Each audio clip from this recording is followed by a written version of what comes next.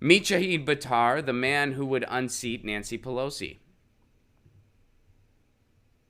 Shahid Buttar arrives for an interview at a corner cafe carrying a small stepladder. He will, hours later, be hanging art for the official launch of his campaign for Congress in 2020. He's ahead of the curve, starting early here. But it's a fitting allegory for a man with quite an obstacle to surmount. Buttar, who's 44 years old, isn't just running for any old seat in Congress. He's running a Democratic Party primary challenge for the seat held for quite some time by Nancy Pelosi. The Speaker of the House, the nation's preeminent political tactician, a huge fundraiser, the lady who condescendingly golf clapped at Donald. All right, blah, blah, blah. Fair enough, he thinks he can take her. The political spectrum is sliding to the left. I'm here to recapture the Democratic Party for the labor and the left. Under the Clintons with Pelosi, the party was co-opted by capital. Buttar is a Democratic socialist. He's a tall, thin man with long salt and pepper hair pulled into a bun. Drooping Kevin Durant. All right, this article's fucking annoying. This is a fucking annoying article. He speaks quickly and uses lengthy, complex sentences, perhaps more befitting the Stanford-educated constitutional lawyer he is than the aspiring politician he also is. Well, he needs to work on that. And while Buttar's life story is different from any politician you've ever heard of, it is what you think about it, a compelling life story for a politician. His parents immigrated from Pakistan to Great Britain before he was born to escape religious persecution. The family then left Britain to escape post-colonial racism in 1976 when Buttar was 2 and moved to the rural American Midwest. Rosebud, Missouri, population 320. Wow. People there were frankly lovely to us, he recalls. There was a literal welcoming committee to our front door with baked goods. That's awesome. I feel like I would get really bored in a town with a population of 320, but that's just me. Buttar feels his childhood memories are of America at its best. His subsequent experiences were not as idyllic. His family's home was foreclosed upon when he was a freshman at the University of Chicago, and he spent the better part of the next decade bouncing around jobs by day while amassing university courses at night. He did graphic presentation work for Merrill Lynch, J.P. Morgan, and other captains of industry. They were eye-opening experiences, and not coincidentally, he would write an undergraduate thesis about radical redistribution in the market economy. This won a statewide prize, and Buttar caught the attention of Stanford Law School, and that put him on his current trajectory, a young attorney defending the mayor of New Paltz, New York, who opted to marry same-sex couples, staff counsel for a Muslim advocacy group combating FBI infiltration into activist groups. I hate this article, by the way.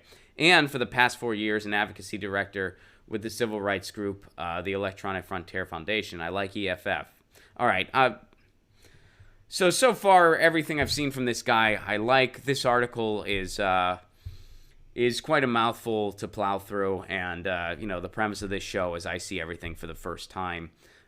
So I'm going through it in real time. It's a very frustrating article to plow through. So no offense to the person who wrote it. I'm sure they weren't writing it with the intention of, well, there might be some guy who does viewer-curated streaming news show where people tweet him his ideas, and he goes through articles seeing it for the first time, so I should have as many run-on sentences as I can possibly fucking have. It's well-written, just not meant to be read out loud. All right? So there you go. That's him. He's primarying Pelosi. Seems like a good candidate. With Pelosi, the bar is incredibly low. But he's a Democratic socialist. Seems to be on the right side of the issues. I look forward to learning more about this person. He definitely has his work cut out for him big time. Big time. We covered Stephen Jaffe pretty intensely on this show and on the Jimmy Dore show and elsewhere. They screwed over that guy every opportunity they had. They'll do the same to him, to Shahid. So he better be ready for it. He's starting early, which is good. I look forward to collaborating with him in the future. I'm sure we'll have him on the Jimmy Dore show. We might have him on this show too. And I'm glad he's out there doing it. Somebody has to. Nancy Pelosi is quite the powerhouse. As far as beating her, it's not going to be easy. But we need some fresh blood. We need some new ideas. And Pelosi is she is a roadblock to progress. That's what she is, and it's by design. So I look forward to learning more about this guy and watching his candidacy unfold. Get your news on with Ron. Don't you want to know what's going on? Get your news on with Ron. Don't you wanna know what's going on? We're getting our news on today. You can tweet me an article at Ron Placone. We'll go through it together and make it our own. Get your